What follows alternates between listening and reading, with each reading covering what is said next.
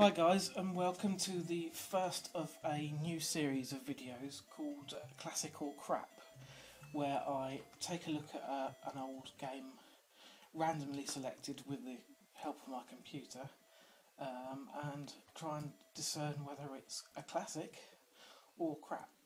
And as you can see, the first game is Little Samson, released in 1992 by Taito, and I believe the developer is Takeru, as you can see. So let's take a quick look at the game.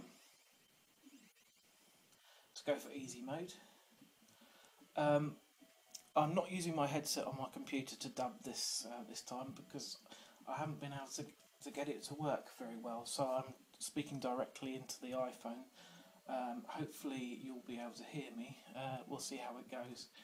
So as you can see, when you start the game, you're presented with 4 different options, each with a different character, and each character has its own abilities. These 4 levels are basically the introductory stages to get you used to how each character plays. This is Samson himself, so let's have a little play. As you can see, the animation is very nice, graphics are well drawn, there's no slowdown to be seen, no sprite flicker. I'm not sure if you can make out the music on this video, but it's very catchy. As you can see, one of the main abilities that Samson has is the ability to cling to walls and climb up them. Which is also shared with the mouse, but the mouse is a bit more limited because it has a very small energy bar. That expands your energy bar, that rounds power up. These guys can't be killed in their large form, but when they turn into the cuter version of the enemy, they can be destroyed. Watch out for him. Yeah, so the round orbs expand your energy bar and the hearts actually fill it up. Not too far to go on this stage now. Oh god. Let's hope I don't die on the introductory level. Should be alright. Mind the spikes. So the controls are very nice. It's responsive as you would expect. Oh, I'm going to go for that energy up there, so you can use your wall climb to get up there. Avoid the lava. And I think we're there. Almost. Yep. So now he's arrived at the castle, but you have to go through that process 3 more times. So let's have a look at the dragon this time. Oh, the dragon can hover for a little while, and when combined with these gusts of air, you can traverse quite large gaps. He's also got a fireball that curves upwards. Oh, it's a very quick stage. Oh no, forgot about this. He's got a little bit more to go.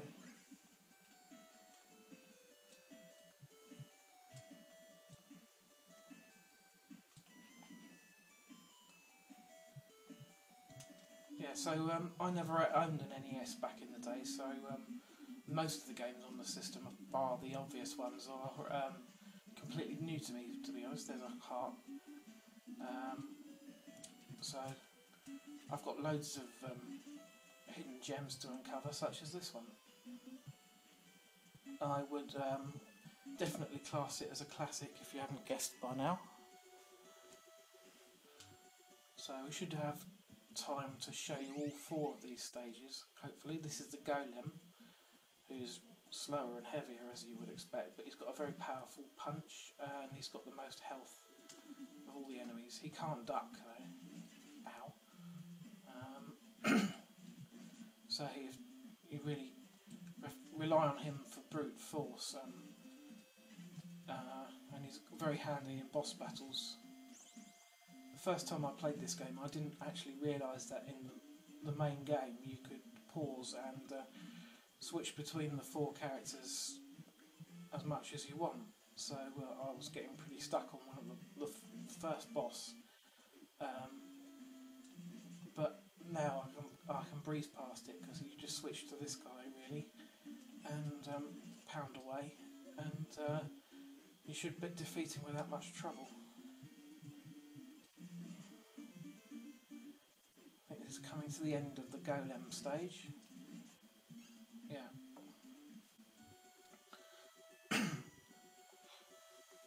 So we've just got the mouse to go, and there might even be a little bit of time to show you the first main stage of the game. So, as the mouse, you can see by default he's only got 2 energy bars, so you're really better off avoiding enemies and picking up any of those energy bar extenders to try and survive. Oh, there's a heart.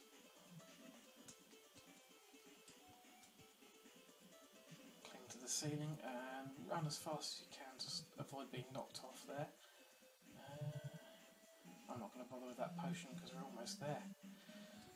Right, so that's the introductory levels for each of the 4 main characters. You now have a little boss battle against the dragon, which hopefully I won't get defeated by, but you never know. I found with this guy it's best to rush in and spam the attack button as fast as possible when he drops down, and then you can't do anything. Like that. And then he rejoins his team. Not sure why he went temporarily evil. He is a dragon after all, so I suppose he's a bit wild. Then you get a password. And let's spend a couple of minutes taking a look at the first real level of the game. So, as you can see, you can pause and switch between each of the characters. Little Samson, dragon, golem, mouse. So, oh dear. Didn't need to switch to him. The mouse is useful for getting into small holes and picking up power-ups and that sort of thing, but best avoided in every other situation really. Your main go-to guy for normal platforming action is little Samson himself. Dragon can be useful as well when there's larger gaps to be traversed, and like I said, the Golem is really your powerhouse guy for dealing with bosses. So it's a nifty little game. I did have a look on eBay at lunchtime to see how easy this was to come by and how much people are asking for it, and the news isn't good, I'm afraid. The cheapest one on there was about 70 quid, and there was a mint in box copy that was going for 250, believe it or not. So I would either hold out for the game to come onto the virtual console or play by emulation, which I am at the moment. So overall, it's a really good little game, quite hard at times, but definitely a classic. So until next time, thanks for watching, and I'll do my best to put another one of these up soon.